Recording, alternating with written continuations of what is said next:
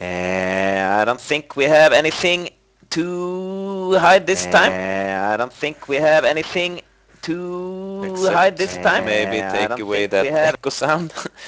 not that I usually have things to hide, but what I meant was we are going straight into this beautiful game between the blue Protoss player Kraar. We all know Kraar from all his past games being one of the biggest champions in the lower bronze league, and also facing off in this incredibly anticipated match, Mopa, the red Terran player. So it will, if we're predicting this, try to take some guesses here early on. It might be quite a long game. Kraar had definitely the virtue of patience. Sometimes he is doing nothing but being patient in an entire game. When it comes to Mopa, he is a Terran player. I don't really know all his styles, but I would guess that he is good at defending. Terran players usually are, especially when they are as good as the players in this league. So here we go. We are chrono boosting out those little buggers, and also going for a quick scout. This scouting pattern is probably, yeah, it's not as strange as I first thought. It's just going to the three possible starting locations. The fourth, of course, doesn't need to be scouted since it's actually where Kraar started. So he doesn't find his opponent in the first, but he will. He will, trust me, he will. And Mupa going for the barrack build, not very unusual. On 13, and I think that was a 13 gate. No, it was a 14 gate, so it's already a little macro oriented here from Kraar. The production, like that, tells us that nothing ordinary is going on, but we can watch this probe slowly breaking in here and finding the barrack. Oh my god, that's information that tells Kraar that this is absolutely a standard game. And this is a trick that Kraar usually does. He is trying to go for the double extractor steal. He only managed to take one of the geysers, but maybe if Mopa had planned out any very gas heavy builds in the beginning, that can come into play anyway. Now he needs to tear this one down before being able to harvest from the second geyser. Mopa put one of his workers to... let's see if I have a good... Oh, I should have a button here for actually seeing what's happening here. There you go. Okay, I guess the micro there from Kraar wasn't the absolute best, since the only way to really get hurt by another worker is to put yourself within a corner here. And he did, and also Mupa found that weakness and went straight for the kill. Incredible skills there from both players. And we have a small wall off here and at the main, and completed with this Zealot on hold. We are 450 into the game, going for those three and chrono boosting out the warp technology. It could look with only one gas taken and a forge. For a little while there I thought maybe that Kraar were going for the 4 gate. It can be a good map, told Malter to actually go for that, since the chokes here are quite wide. Of course, against a Terran player that's usually not a problem.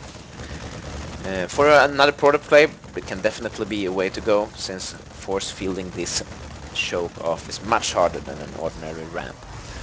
So here we go, a little pylon block there. 2 pylons coming up to compensate to compensate for that. Also, I don't really know. What do you think? I should have like a sidekick here, giving me any sort of clue to what is going on here. Those players are playing at a level so far above me that I have no idea what they are thinking. Mopa is going for a factory at least. I know that that is probably to get the tanks out. And 3 barracks at this point. And Stim is bio-oriented. This forward pylon, this is something that Kraar does a lot of the time, just putting up random pylons in the front. That doesn't necessarily mean that he wants to go for the aggression. It can mean sometimes, this is pretty good hidden, but sometimes he plays them right here just in order for his opponent to go down and kill it. This time though it's a little on the side, so it might be an indication that he wants to do some aggression later on and be able to spawn in here. Uh, let's check the army tab for a little while, and we can see that there is a small army advantage. On the other hand, we might... No, for a while I thought the vector of this army was pointing towards this base, and I was wondering if he had actually scouted the location of Kraar, but he had, of course, his full knowledge of this, and he's very close to Kraar's pylon here, assembling or rallying his army up here with the Sanaga. Of course, we have a small portion of Kraar's. Scan is going down. Things are definitely turning out or indicating that we are going to have aggression. Right there, some warp-ins from Kraar are getting definitely beaten up, and this is not looking good as well. The micro is outstanding from Mopa here, taking his army and killing with a great attack click, and Kraar needs to step back. Withdrawing those, he cannot afford to lose those. Of course, he has a good point of view now, or viewing point, rather, and a great stim there, stimming in this direction.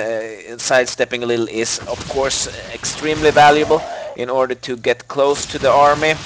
Staying behind here and not taking the Salnaga is a very strange tactic, but Kraar, on the other hand, might be warping in, might get to use these in an offensive manner. Oh, there are lots and lots of cannons here. Cannons are really good at the bio, especially stimmed marines. That stim might actually have played to Kraar's advantage, and the cannons and the zealots is cleaning it up right now. We'll have to see on the opposite side of the map. He's taking to make this combat. Combat. Yeah, it's definitely combat. This kind of push, now going straight for the buildings, in this case the reactor. Not a bad idea at all, since the reactor is one of the things that makes Mopa able to push out units in order to defend this. Now spawning in on this and also bringing all the troops from the lower base. No need to defend here. He knows that all the new army coming from Mopa will be coming from those barracks. There is no chance for Terrans to actually spawn in other locations, and there are no proxy barracks. That's oh, look at this micro, it's unbelievable.